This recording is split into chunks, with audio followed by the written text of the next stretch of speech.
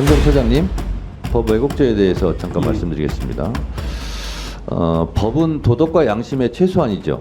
그렇게 알고 있습니다. 네, 법으로 만드는 것은 이것만은 지키자라는 거죠. 예, 법의 목적은 처벌 목적도 있지만 예방 목적도 있죠. 그렇습니다. 그렇습니다. 그래서 법에는 처벌 조항이 있는 것도 있고 없는 것도 있습니다.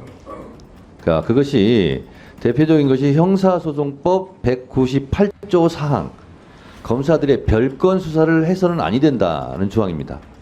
근데 이것은 처벌 조항이 없어요.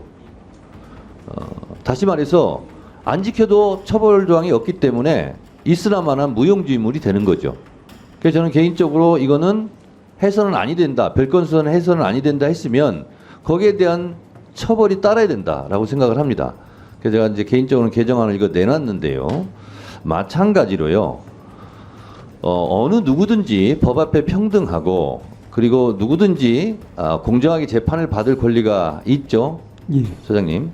자, 그런데 검사의 수사 과정에서 있는 것은 있는 대로, 없는 것은 없는 대로 공소 제기를 해야 되지 않겠습니까?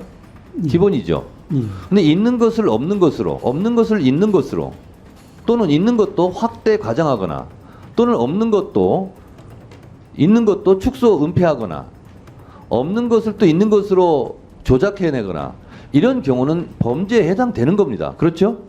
예, 그런 일이 있어서는 안 될 것이라고 그건 봅니다. 검사뿐만 아니라 경찰도 또 어느 누구도 이렇게 해서는 안 되는 거지 않습니까? 예, 그래서 이런 일이 실제로 비일비재했고 김용민 의원이 유성 서울시 공무원 간첩 사건 같은 경우도 조작 수사한 거 아닙니까? 근데 이전에 예전에 독재 정권 시절에 간첩 조작 사건이 100건이 넘어요. 재심에서 다 무죄 판결 받고, 그러나 그분들이 다 세월은 감옥 살고 뭐 이래가지고 그 억울한 청춘을 누가 보상도 못합니다. 국가에서 손해배상 몇 푼 해준다고 해도 어떻게 보상이 되겠습니까?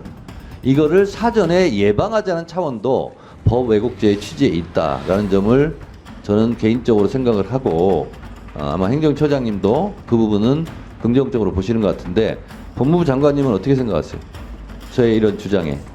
뭐 여러 가지 공소권을 행사하거나 뭐 재판을 하는 사람들이 신중하게 해야 된다는 위원장님의 생각에 저희들 다 공감합니다. 다만 아까 이건태 다만은 말씀 안 하셔도 좋을 것 같아요.